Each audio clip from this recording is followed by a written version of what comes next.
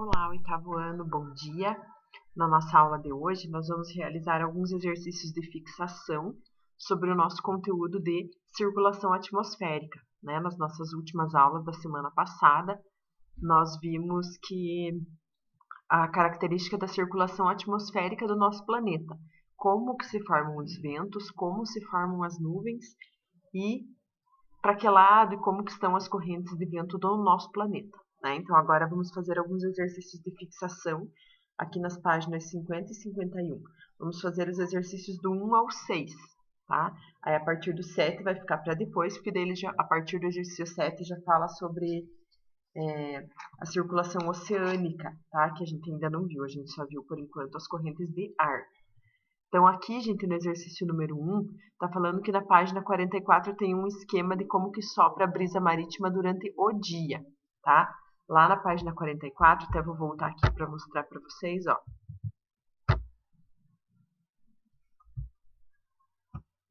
Ó, a gente tem a figura aqui da brisa marítima, de como que ela funciona durante o dia no litoral. Então, ó, o vento vem do mar em direção ao continente, tá?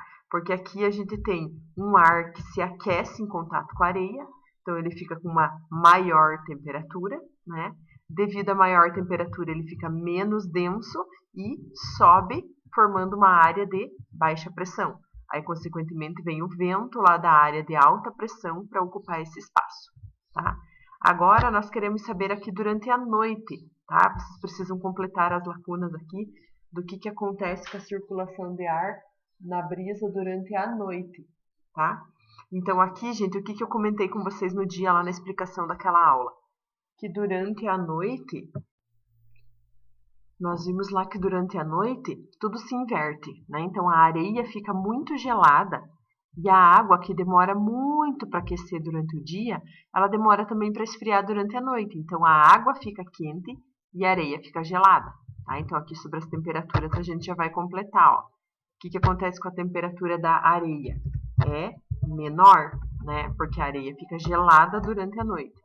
Já a água fica quentinha, tá? Porque ela tem um calor específico grande, ela é difícil de esquentar, mas aí também é difícil de esfriar, tá? Então a água fica com temperatura maior. Aí, consequentemente, o ar que está aqui em cima da água, ó, se ele está em contato com uma temperatura maior, ele vai aquecer. O ar que aquece fica menos denso e sobe, tá? Então aqui a gente já vai completar sobre a densidade do ar, ó. O ar é menos denso, tá? Se ele é menos denso, ele sobe, né? E vai gerar aqui em cima da água uma área de baixa pressão.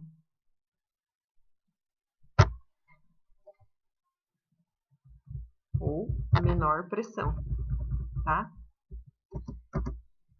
Porque eles pediram para completar com as palavras maior, menor, menos ou mais, né? Então aqui a gente vai usar a palavra menor pressão, porque aqui nas opções não tem baixa pressão, tá? Então ele é menos denso, tem menor pressão, sobe e vem o vento lá da área de alta pressão aqui para ocupar o espaço, tá? Então as lacunas, ó, vão ficar completas certinhas com essas palavras aqui, tudo bem? E assim nós finalizamos o nosso exercício número 1. Agora aqui no exercício 2, a gente está falando que alguns pássaros, como os urubus, eles são capazes de ganhar altura e permanecer muito tempo no ar praticamente sem bater as asas, como se eles ficassem planando, tá? Alguns praticantes de asa delta e parapente também buscam justamente esses locais para ganhar altura e permanecer mais tempo no ar. Pensando nisso que a gente estudou sobre as correntes de ar, como que vocês explicam o movimento dos pássaros e dos praticantes de asa delta e parapente? Como que eles conseguem subir, né? Os pássaros, no caso, sem precisar bater as asas, de repente eles conseguem subir e ganhar altitude. Eles buscam, gente, alguma região que tenha uma circulação de ar ascendente, tá? Ou uma corrente de convecção, ou algum obstáculo topográfico, né, que vai fazer a corrente de ar subir, como uma montanha, por exemplo, tá? E daí, como o ar, nas correntes de convecção, o ar quente sobe, quando eles entram dentro dessa corrente de convecção, eles sobem junto com o ar e ganham altura, tá? Ou então, né, quando eles encontram um obstáculo topográfico como uma montanha, o ar tem que subir para contornar a montanha, eles conseguem subir junto, tá? Então essa é a tática, digamos assim, que eles usam para conseguir ganhar altura sem precisar bater as asas, tá? Então vamos responder aqui a nossa questão número 2. Que eles buscam regiões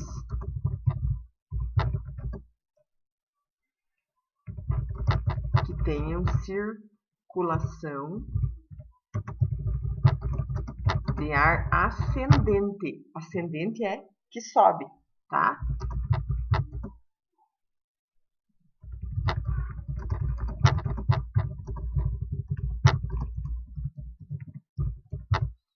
Então, um exemplo são as correntes de convecção, né?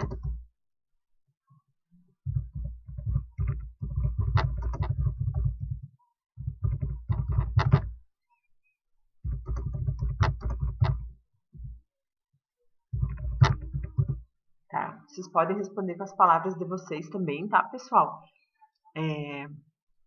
Da maneira que vocês acharem melhor. Vocês podem aí responder a questão número 2, de acordo mais ou menos com isso que eu respondi aqui. Opa, aqui que eu digitei errado, né? Então, eles buscam regiões que tenham circulação de ar ascendente, por isso que eles conseguem subir. Tudo bem? Agora, aqui no número 3, está dizendo para vocês falarem sobre as 4 possibilidades citadas aqui na nossa apostila sobre formação de nuvens, tá? Eles querem que vocês expliquem a formação por convecção, a formação por convergência de ar, o levantamento devido à topografia e o levantamento ao longo de frentes frias. Nós temos aqui na nossa apostila, gente, ó, vou colocar aqui a imagem, opa, aqui, das 4 situações que formam nuvens, tá? Então, no exercício 3, vocês precisam explicar essas 3 situações, tá? Então, o que vem a ser a primeira aqui, ó, gente? Formação de nuvem por convecção. Então, aqui, ó, uma superfície aquecida vai aquecer o ar que se encontra em cima dela, tá? Esse ar, como ele vai esquentar, ele vai ficar com uma densidade menor, né?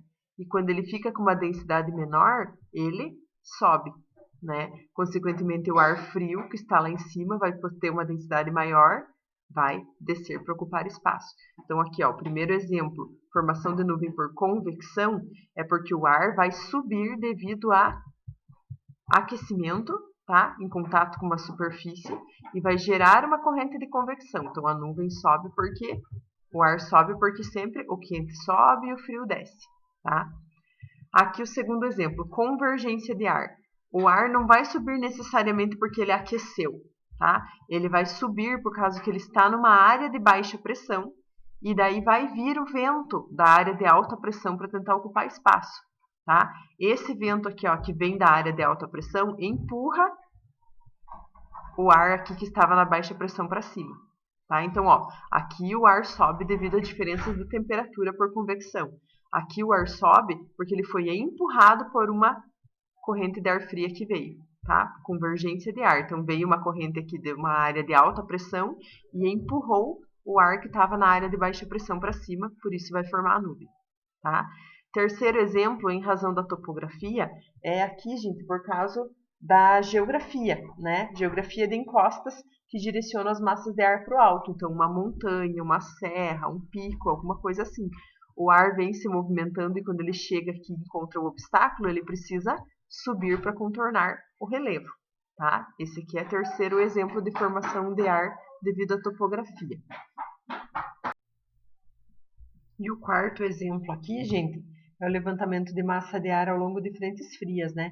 Que também é devido à diferença de densidade entre o ar quente e o ar frio. Então, o ar quente sobe aqui, né? Quando ele se encontra com uma frente fria.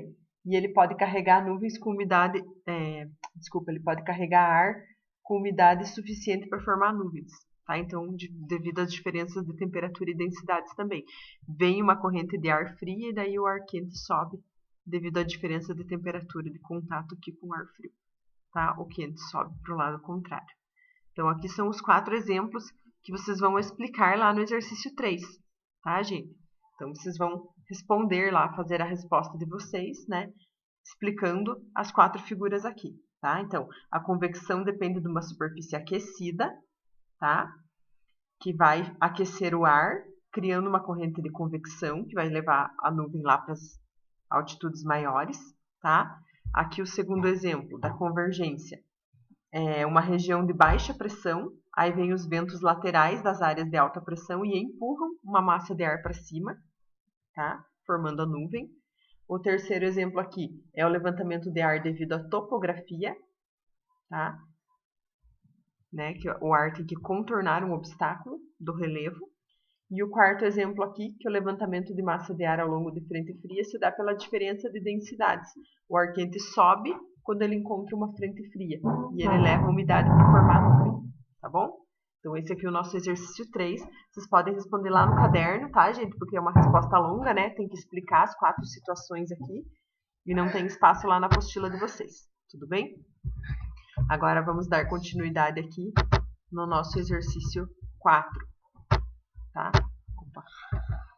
Então, o exercício 4, aqui, vocês têm que marcar X na alternativa correta que fala sobre a circulação de ar. Então, a circulação de ar, ela sempre corre de qual região para qual região, gente?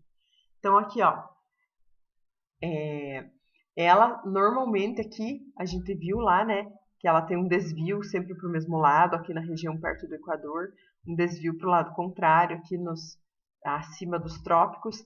Então, ó, a corrente de ar pode inverter de lado, tá? Então, essas que falam do oeste para o leste e do leste para o oeste não pode ser, porque aqui elas vão inverter de ar. Inverter de ar não, desculpa, inverter de direção, tá? Mas sempre, sempre, sempre, em todos os casos, a circulação de ar vai ser sempre, gente, das áreas de alta pressão para as áreas de baixa pressão, tá? Isso é obrigatoriamente. Não importa se aqui, ó, inverteu de lado, mas sempre, de qualquer maneira, ela vai estar indo de uma área de alta pressão para uma área de baixa pressão, tá? Então, a número 4, letra E. Agora, aqui na número 5, vocês têm que responder aqui, ó. De acordo com a circulação atmosférica do nosso planeta, vocês têm que responder aqui quais são as áreas de alta pressão e as áreas de baixa pressão, tá? Então, aqui, ó, a latitude 0, gente, que é a linha do Equador, tá? A latitude 0, vocês acham que é uma área de baixa pressão ou alta pressão? É só a gente ver se a flechinha está entrando ou está saindo, gente.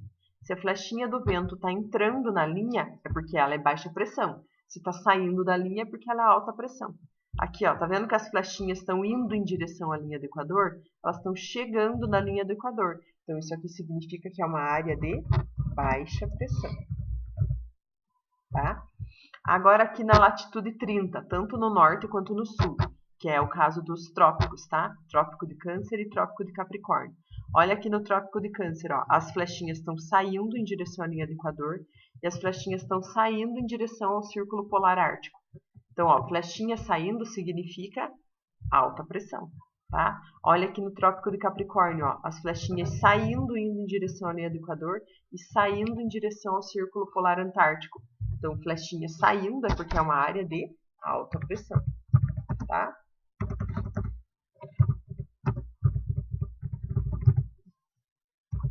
E nas latitudes 60, tanto no sul quanto no norte, que são os círculos, né, polares. Aqui, ó, flechinha entrando e flechinha entrando, tá vendo? No círculo polar, tanto no Ártico quanto no Antártico. Então, se as flechinhas estão chegando, é porque é uma área de baixa pressão, tá? Então, responder aqui o exercício 5. E para finalizar a nossa aula, o exercício 6, a gente tem que marcar X, gente, nas alternativas que indicam do que o clima depende. Tá? Então, o clima depende da circulação atmosférica? Sim, por causa que daí a circulação atmosférica define onde que vai ter chuva, né? Onde que vai ser a área de ar quente e úmido ou ar frio e seco. Então, depende da circulação atmosférica. Depende da velocidade de rotação da Terra? Não, da velocidade de rotação não, né? Depende da circulação oceânica, a gente ainda nem estudou, mas a circulação oceânica também interfere, tá, gente? Que as correntes de água também vão influenciar onde vai existir chuva e tudo mais, tá? Agora, depende da topografia da região? Sim, porque a gente já viu que o relevo interfere no clima, né?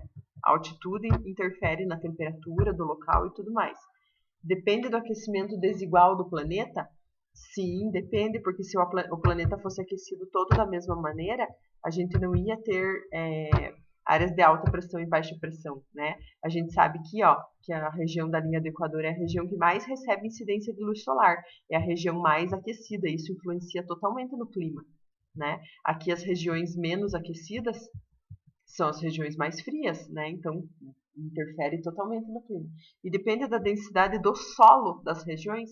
Não, da densidade do solo não, tá? Então as letras A, C, D e E são as corretas no exercício 6. Então façam lá, gente, os exercícios 1 ao 6, tá bom? Mandem foto para validar a presença de vocês na aula de hoje. E se vocês tiverem alguma dúvida aqui nos exercícios, estou à disposição. Um beijo e até a próxima aula.